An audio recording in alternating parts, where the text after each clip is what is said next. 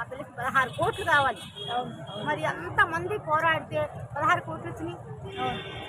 ప్రభుత్వంతో కూడా పోరాడి సాధించి ఆ పిల్లకి 16 విరాళాలు ఇచ్చి 16 కోట్లు సాధించాం కదా. అలా 20 రూపాయలు అలా 100 రూపాయలు ఇచ్చినప్పుడు 16 కోట్లు అవుతుంది మనం. అది మన వల్ల మనలోనే ఉంటుంది. అది మనం కూడా అది మనకెందుకు వాళ్ళు మనకెందుకు అనేసి వదిలేయకుండా వాళ్ళకి సపోర్ట్గా ఉంటే ఆ పిల్లలకు న్యాయం 100% ఆమె న్యాయం జరుగుతుంది. ధర్నాలు చేస్తే ఖచ్చితంగా న్యాయం జరుగుతుంది. వాళ్ళకి శిక్ష పడుతుంది. ఎట్లయితే ఏంటండి ఏ కులం ఏంటి అసలు నాకు అర్థం కాలేదు. న్యాయం ఇంపార్టెంట్. డబ్బు ఉంటుంది, వాళ్ళ డబ్బు ఉండదు. అది కాదు ఇంపార్టెంట్. కాసేపు పెడితే కాలుతో తనటం అంటే వాడు ఎంత మతం పట్టి ఉంటుంది. నేనైతే అక్కడే తన్నేది. ఆయన కాంగ్రెస్ పార్టీకి సంబంధించిన సర్పంచ్ ఎవడైతే ఏంటమ్మా కాంగ్రెస్ కాంగ్రెస్ అయితే కాంగ్రెస్ పరిపాలన కాంగ్రెస్ ఉంటుంది, తెలుగుదేశం పరిపాలన తెలుగుదేశం ఉంటుందమ్మా. ఎవరి పరిపాలన వాళ్ళది.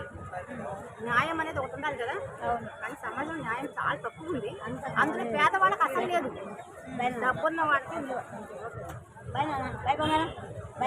డబ్బున్న వాళ్ళకి ఇవ్వమ్మా. కానీ మన కొంచెం పేదవాళ్ళు ఉంటారు. వాళ్ళు సపోర్ట్ వాళ్ళకి సపోర్ట్ పిలిస్తే డబ్బున్న వాళ్ళు ఎంతమంది నిలబడతారు. డబ్బున్న వాళ్ళే తక్కువ. మధ్యతరగతి వాళ్ళు ఇంకా తక్కువ ఉన్న వాళ్ళు మనమే ఎక్కువ ఉంటాం. అవునా కాదా? మరి మనం సాధించాలి. ఆ పిల్ల వాళ్ళకి న్యాయం జరగాలంటే ధర్నా చేయొచ్చు, గొడవలు చేయొచ్చు, వాళ్ళు వెళ్ళొచ్చు. పోలీస్ స్టేషన్ పోలీసులు కూడా కంప్లైంట్ చేయాలి. పోలీసుల మీద కూడా మనం అంటే మాట్లాడాలి కూర్చొని. అప్పుడే న్యాయం జరుగుతాం. వాళ్ళ కేటీఆర్ గారు వచ్చారు, కాంగ్రెస్ పార్టీ నుంచి ఎవరు రాకపోవడం.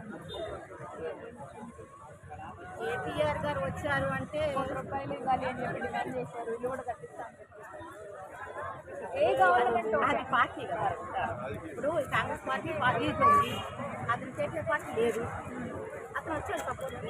ఓట్ల కోసం వచ్చారా, సింపతి కోసం వచ్చారా?